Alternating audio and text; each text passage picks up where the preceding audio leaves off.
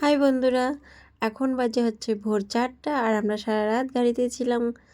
আর আমরা এখন যাচ্ছি অযোধ্যা রামের বাড়ি। আমরা তো বৃন্দাবনে গিয়েছিলাম, সেই ব্লগটাও তোমাদের সাথে শেয়ার করেছি আর আশা করছি এই পুরো ব্লগটাও তোমাদের সাথে শেয়ার করতে পারবো।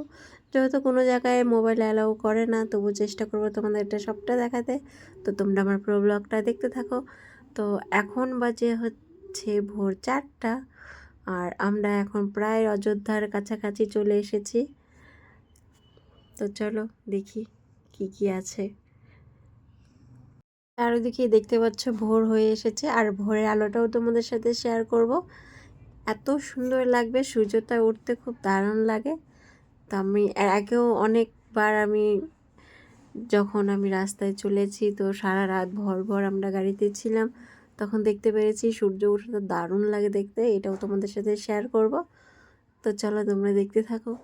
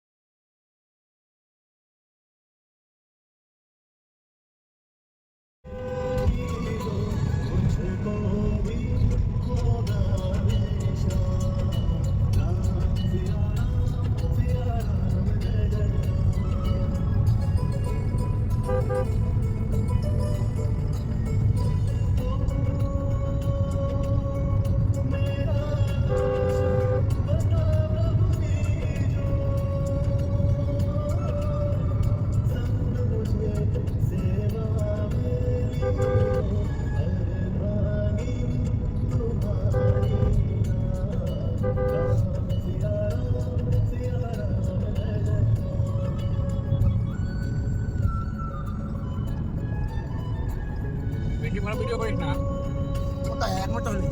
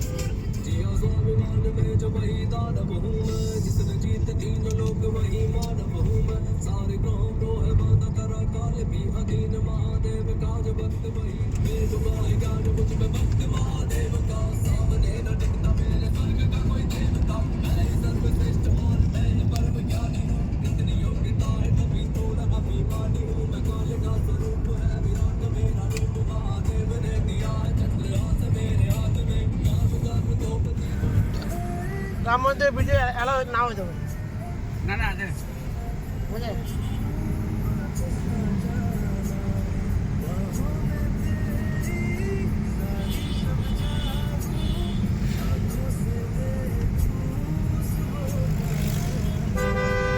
যাবেন আমাদের গাড়ি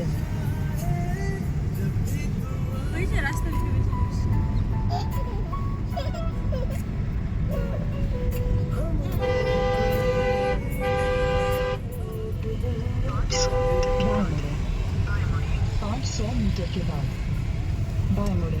जय श्री राम जय श्री राम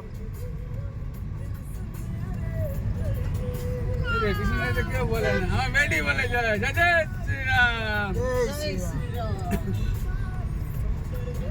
राम मंदिर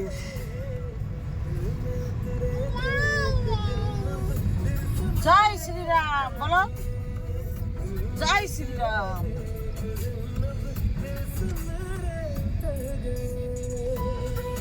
जम लग गया है जाम में खड़ा है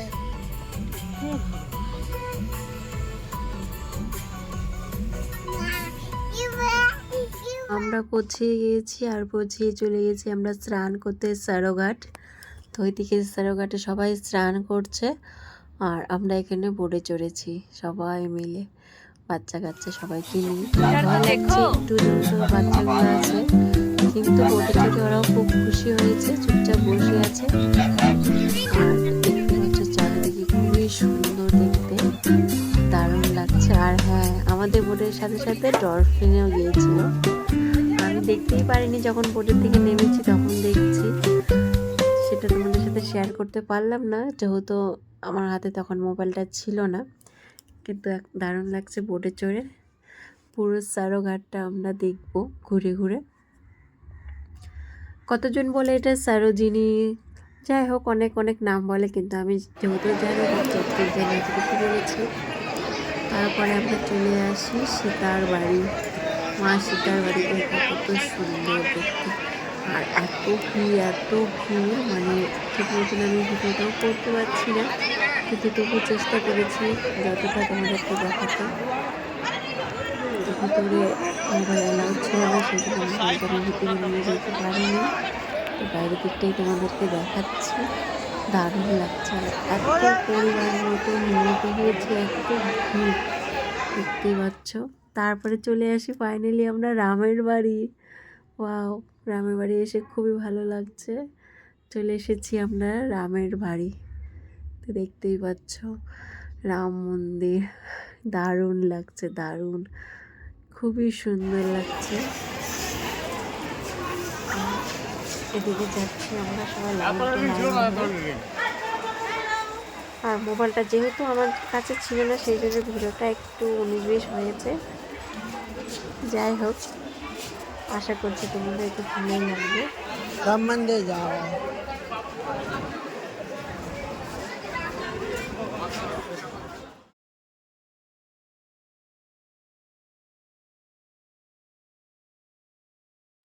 তা দেখো মামা ওর বাবার সাথে যাচ্ছে, ওর বাবাকে কিছুতেই ছাড়বে না, মানে ওর বাবা ওর জান।